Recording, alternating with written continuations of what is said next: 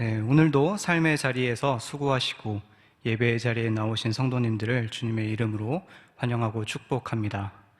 네, 오늘은 응답받을 수밖에 없는 기도라는 제목으로 함께 말씀을 나누도록 하겠습니다. 미국 남북 전쟁 중에 전사한 한 무병 병사의 수첩에서 기도문 하나가 발견되었다고 합니다. 그 기도문의 내용은 이렇습니다. 무엇이든 성취할 수 있는 힘을 달라고 하나님께 구했으나 약한 몸으로 태어나 겸손히 복종하는 것을 배웠노라. 행복하기 위해 많은 돈을 간구했으나 도리어 가난한 자가 됨으로 지혜를 얻었노라. 권력을 얻어 만인의 존경을 얻기 원했으나 소외된 자가 되어 하나님만 의지하게 되었노라.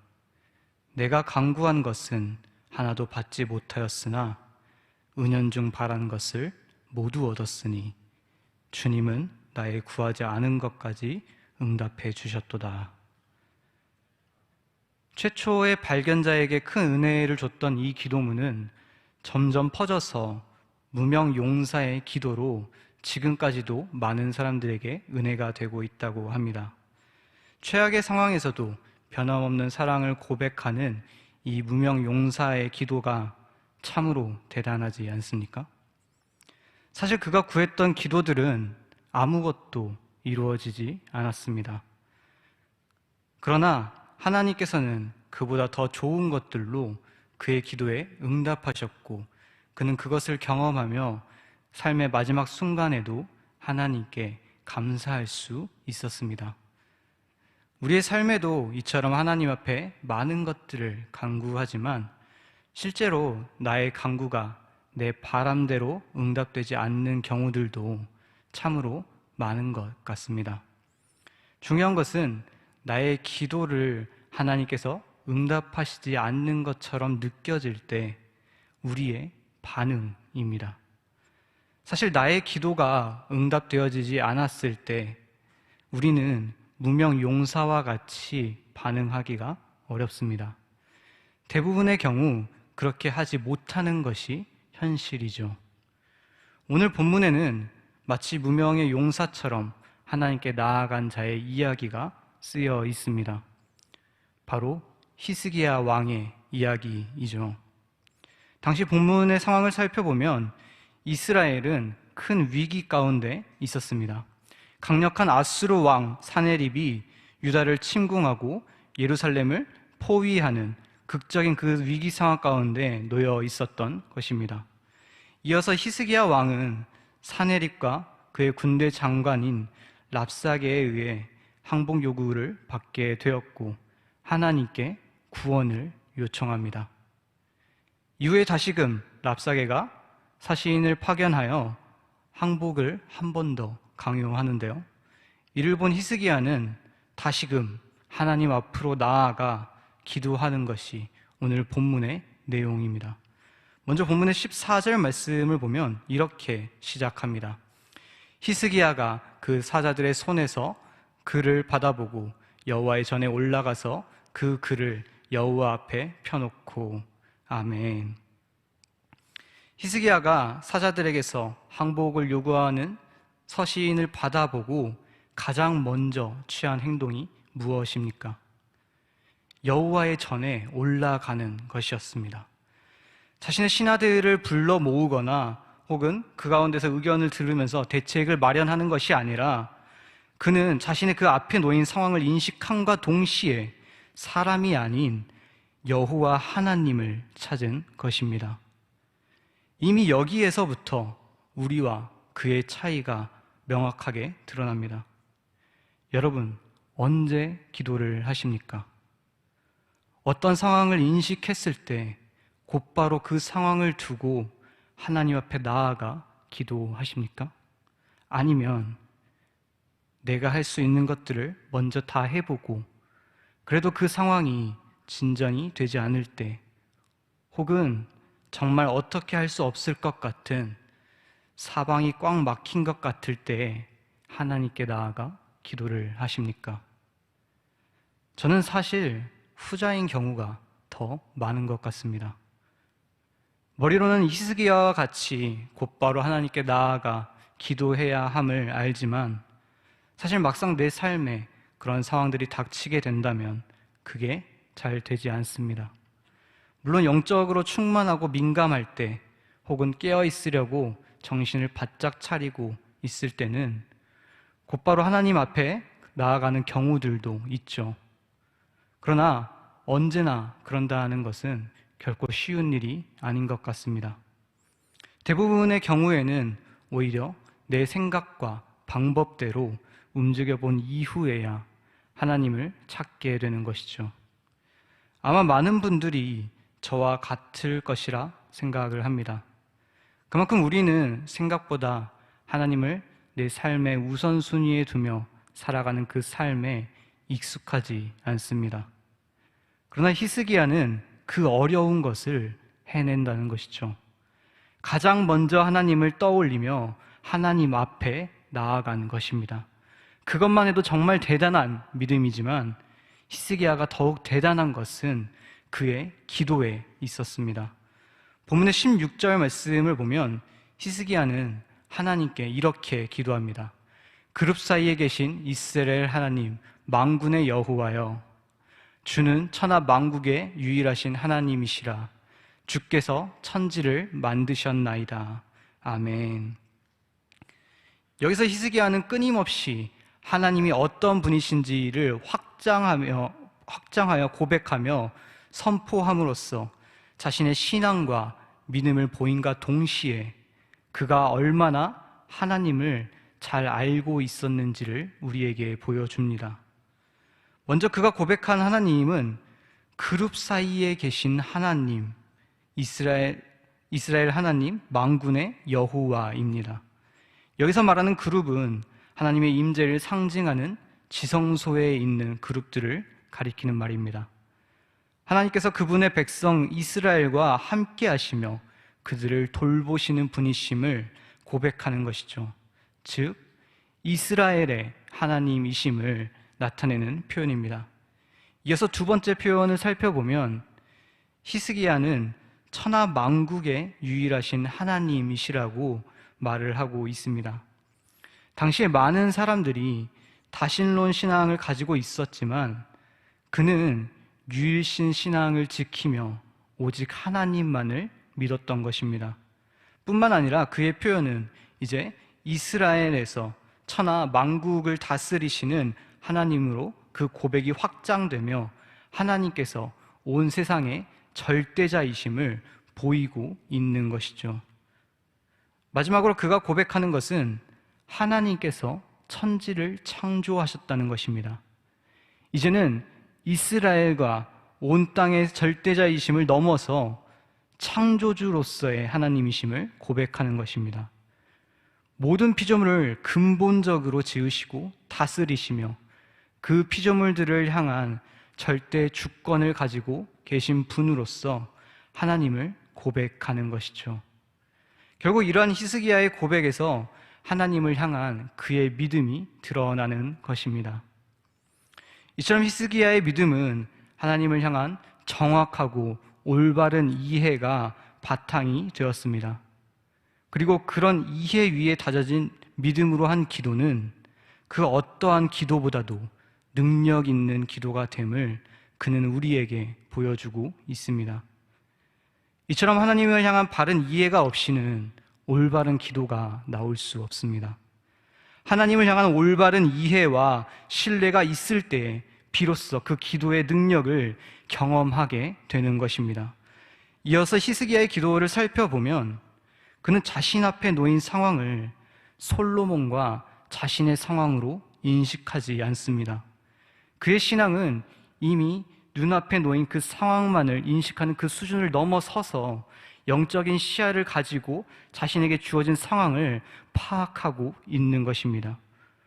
본문의 17절 말씀을 보면 그는 자신에게 놓여진 상황을 하나님과 연관시켜 바라보고 있습니다. 여호와여, 귀를 기울여 들으시옵소서. 여호와여, 눈을 뜨고 보시옵소서. 사내립이 사람을 보내어 살아계시는 하나님을 회방한 모든 말을 들으시옵소서. 아멘. 히스기야는 자신은 물론이고 나라의 위기가 달린 그 상황 가운데에서도 그의 믿음이 결코 흔들리지 않았습니다. 그가 하나님 앞에서 기도했던 것이 무엇입니까? 자신이나 그 나라의 안위가 전혀 아니었습니다. 그는 살아계시는 하나님의 그 이름이 땅에 떨어지는 것을 결코 볼 수 없었던 것입니다. 하나님의 명예가 실추되는 것을 그냥 두고 볼 수 없었습니다. 그렇게 그는 자신이 아니라 나라를 위해서가 아니라 하나님 스스로를 위해서 사내립이 한 모든 말을 들으실 것을 간구하고 있는 것입니다. 이런 그의 모습은 14절에 그를 여호와 앞에 펴놓고라는 표현을 통해서도 잘 드러나고 있습니다. 그는 사내립의 말을 있는 그대로 하나님 앞에 올려드렸습니다. 자신의 목숨을 위협하는 원수라고 해서 악한 말을 하거나 비방하지도 않았습니다. 어떤 첨언을 하지도 않았고 왜곡하려고 하지도 않았습니다.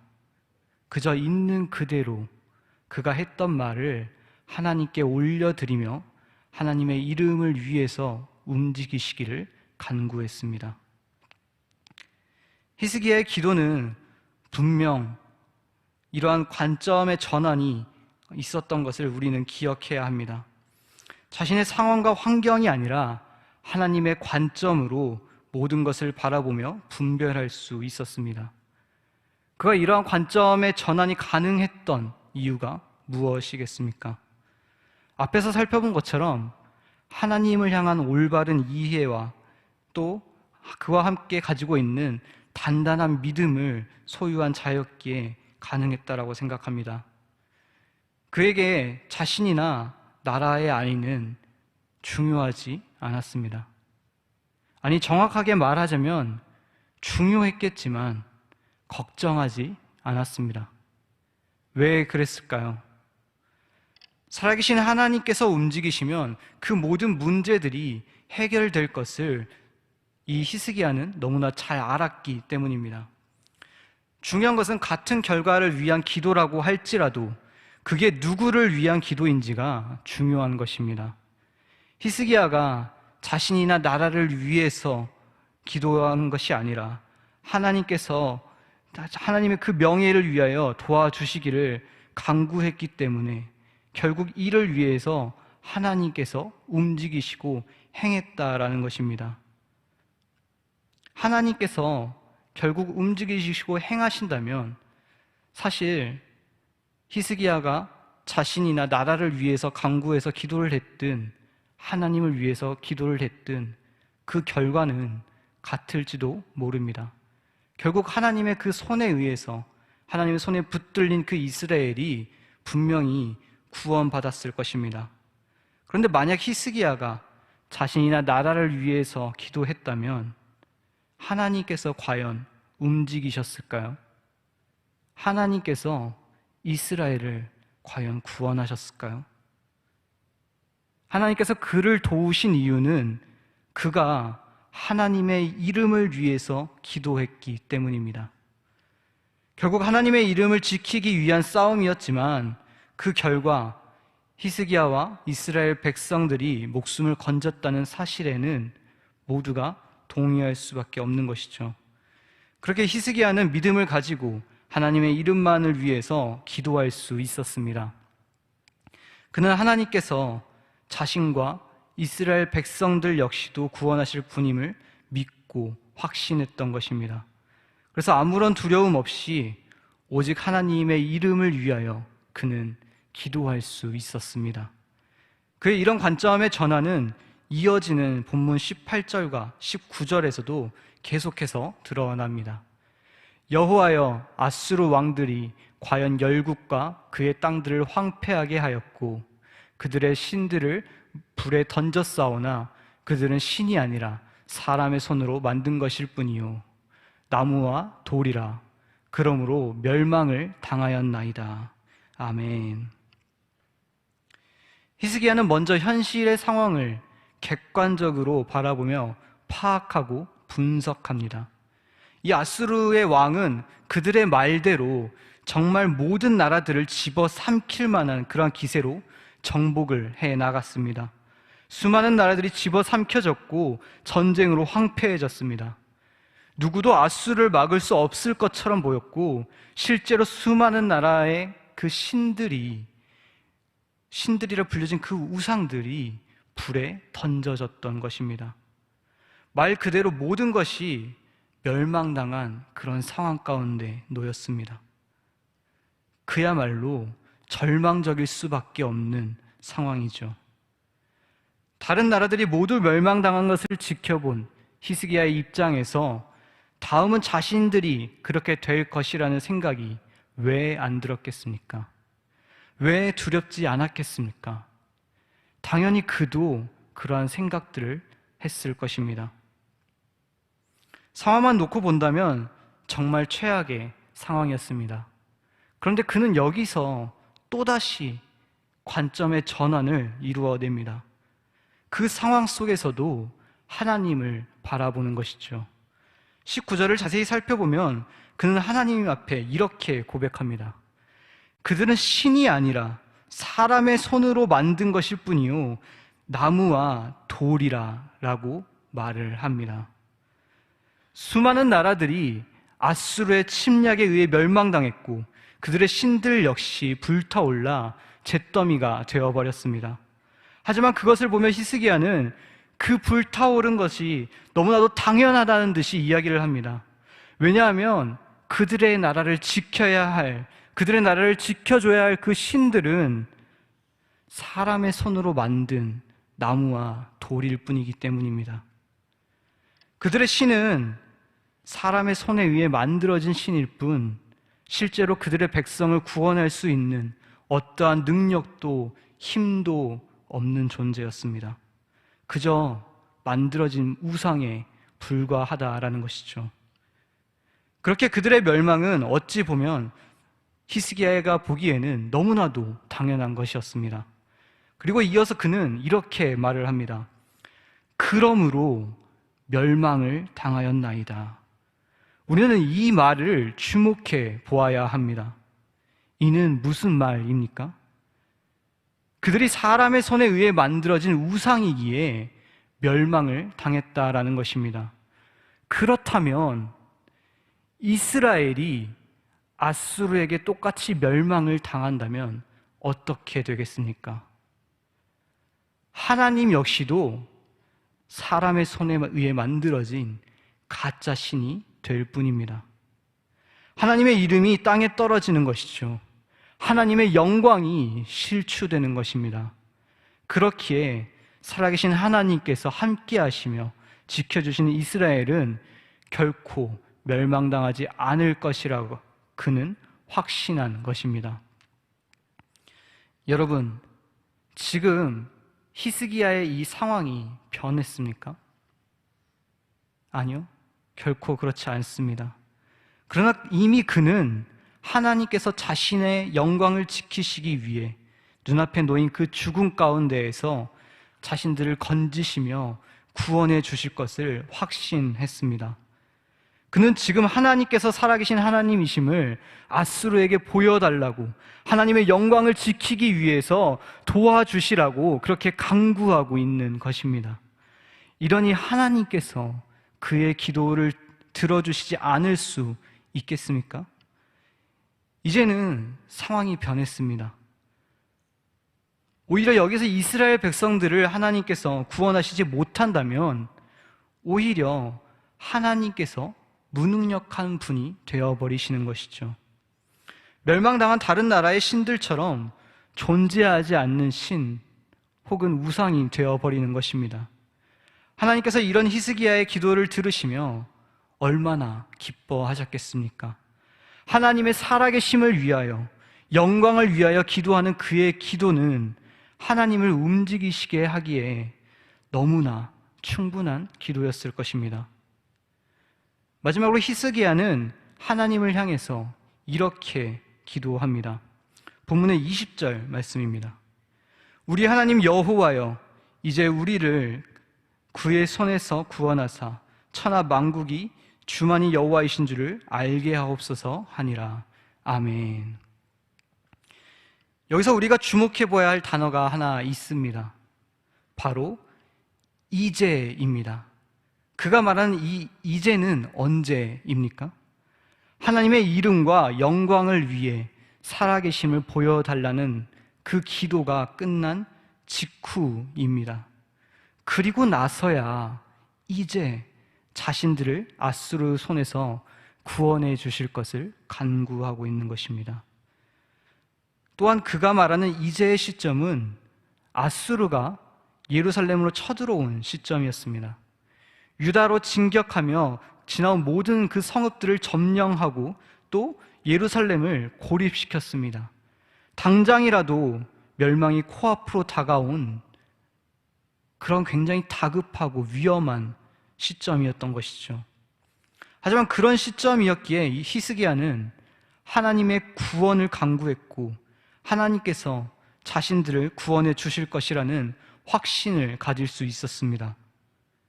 왜냐하면 현재 벌어진 이 모든 상황들이 하나님의 계획하신 가운데 있었음을 그는 알았기 때문입니다.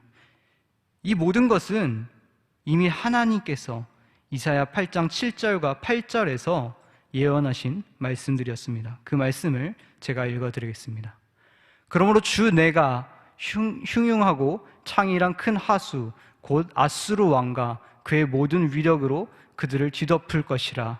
그 모든 골짜기에 차고 모든 언덕에 넘쳐 흘러 유다에 들어와서 가득하여 목에까지 미치리라. 아멘. 이미 하나님께서는 이스라엘을 향한 하나님을 향한 그 불신앙의 모습을 가지고 있는 이스라엘을 심판할 계획을 가지고 계셨습니다. 그 심판의 도구로서 사용된 것이 바로 이 아수르였던 것이죠. 그런데 아수르 왕은 그것도 모르고 스스로 자만해서 자신이 마치 신이 된 것 마냥 모든 것을 멸할 수 있는 그런 절대적인 권세가 자신에게 있는 것 마냥 그렇게 으스대며 하나님을 모욕했던 것입니다. 그렇게 이제는 하나님께서 다시 그 도구를 치우셔야 하는 순간이 된 것이죠. 이 역시도 이미 하나님의 계획하신 가운데 있음을 결국 히스기야는 알고 있었던 것입니다. 이미 첫 아수르의 그 항복 요구에 히스기야가 이사야를 통해 받은 하나님의 약속은 이러했습니다. 이사야 37장 7절 말씀입니다. 보라, 내가 영을 그의 속에 두리니 그가 소문을 듣고 그의 고국으로 돌아갈 것이며 또 내가 그를 그의 고국에서 칼에 죽게 하리라 하셨느니라 하니라. 아멘. 실제로 이 예언은 하나님의 말씀 그대로 성취되었습니다. 결국 아수르는 여호와의 사자에 의해 18만 5천 명이 죽임을 당하고 고국으로 돌아가게 됩니다. 사내립이 어떤 소문을 듣고 도망하게 되었는지는 명확하게 나와 있지 않지만 하나님께서 행하신 초자연적인 현상들을 통해서 일어난 사건임을 그 역시도 결코 부정할 수 없을 것입니다. 그리고 결국 그는 주전 681년, 그러니까 대략 20년이 지난 이후에 자기 자식들의 그 손에 의해서 살해를 당하고 맙니다. 이처럼 히스기야는 유다를 향한 하나님의 징벌에 대한 예언이 성취되는 것을 보고 반대로 이스라엘을 구원하실 하나님 또한 신뢰할 수 있었습니다. 하나님의 계획하심을 그는 보았던 것입니다. 결국 현재의 상황만을 봐서는 하나님의 뜻을 우리는 온전히 분별할 수 없습니다. 히스기야는 하나님께서 말씀하신 그 예언을 기억하며 그 예언의 성취를 믿음으로 바라보는 자였습니다. 그렇기에 앞으로의 예언들 또한 성취될 것임을 그는 믿을 수 있었던 것입니다. 사람의 시야로는 다 알 수 없지만 더 높고 위대하신 하나님의 계획하심을 두고 바라보면 이 모든 것이 하나님의 섭리 가운데 있음을 깨닫게 되는 것입니다. 영국의 한 도시에 교회와 술집이 붙어 있었습니다. 마을에는 술을 좋아하는 사람들이 많아서 예배 시간에도 종종 떠드는 소리와 흥겨운 음악 소리가 들렸습니다. 그래서 그 교회 목사님은 교회 옆에 술집이 문을 닫게 해달라고 매 예배 때마다 성도들과 함께 합심해서 기도를 했는데, 정말로 몇 달 뒤에 술집의 손님이 조금씩 줄어들기 시작하더니 결국 문을 닫게 되었습니다. 평소 옆 교회에서 술집이 문을 닫게 해달라고 기도해온 것들을 알고 있었던 이 술집 주인은 결국 교회를 상대로 손해배상을 청구했고 법정에서 치열한 공방이 벌어졌습니다. 술집 주인은 교인들의 간절한 기도 때문에 자신들이 망했다고 주장을 했고, 교인들은 우리가 기도는 했지만 설마 기도 때문에 정말로 망했겠냐고 변론을 했습니다. 재판이 끝나고 판사는 판결을 내리기 전에 이런 말을 했습니다. 술집이 망한 이유를 떠나서 일단 술집 주인의 믿음이 교인 여러분보다 더 강하다는 것을 제가 알 것 같습니다 라고 했다고 합니다.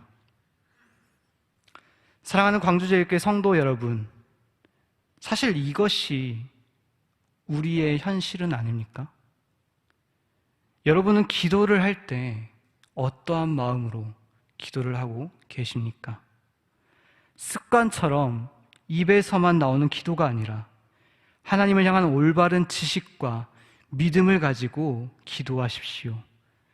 내 눈앞에 놓인 상황만을 바라보는 것이 아니라 바라보는 관점을 전환해서 하나님의 관점에서 상황을 바라볼 수 있기를 기도하십시오. 하나님의 계획하심과 섭리를 바로 알고 믿음의 눈으로 그것들을 바라보게 해달라고 그렇게 간구하시기를 바랍니다. 그래서 히스기야와 같이 우리의 기도 가운데 하나님께서 응답하실 수밖에 없는 기도의 능력으로 살아가는 저와 여러분 모두가 되시기를 주님의 이름으로 간절히 소망하며 축복합니다. 사랑이 많으신 아버지 하나님, 오늘 우리 가운데 귀한 말씀 허락해 주시니 감사합니다. 주님, 우리가 기도하는 모습들을 돌아보니 주님, 너무나도 내 중심적이었고 하나님의 시선과 하나님의 그 계획하심을 알고자 하는 마음이 내게 없었음을 주님 이 시간 회개하며 돌이킵니다. 주님, 내 뜻대로 상황과 환경을 판단하고 내 뜻대로 그것들을 풀어나가기 위해 애쓰면서 풀리지 않을 때에만, 힘들고 어려울 때만 주님을 찾았던, 주님 앞에 기도했던, 심지어 그 기도조차도 믿음 가운데 확신 가운데 했던 기도가 아니라 마치 지푸라기를 하나라도 잡아보는 그 심정으로 주님 그렇게 그냥 설마하는 마음으로 기도했던 그런 믿음이 연약했던 저희들의 모습을 용서하여 주시옵소서. 아버지, 이제는 우리가 히스기야와 같이 하나님을 향한 올바른 지혜와 하나님의 그 계획하심과 뜻하심을 아는 그 믿음 가운데에서 확신을 가지고 주님 앞에 기도하기 원합니다. 나의 뜻을 위해서가 아니라 이 땅의 많은 것들을 위해서가 아니라 하늘을 위하여서, 하나님의 그 이름을 위하여서, 하나님의 나라를 위하여서 기도하고 주님의 그 이름 앞에, 주님의 그 영광 앞에 찬양을 올려드릴 수 있는 우리 모두가 되게 하여 주시옵소서. 감사드리며 예수님의 이름으로 기도드렸습니다. 아멘. 이제는 우리 주 예수 그리스도의 은혜와 하나님 아버지의 극진하신 사랑하심과 성령님의 감동감화 위를 교통하심과 그 복 주시는 은혜의 역사가 하나님을 향한 확실한 믿음을 가지고 하나님께 영광 돌리는 삶을 살아가며 우리의 기도에 응답하시는 하나님께 부르짖고 간구하는 삶을 살아가기로 다짐하고 결단하는 요금의 모든 성도들 머리 위에, 광주 제일교회 위에, 이 나라와 이 민족 속에 이제로부터 영원토록 함께 하시기를 간절히 축원하옵나이다. 아멘.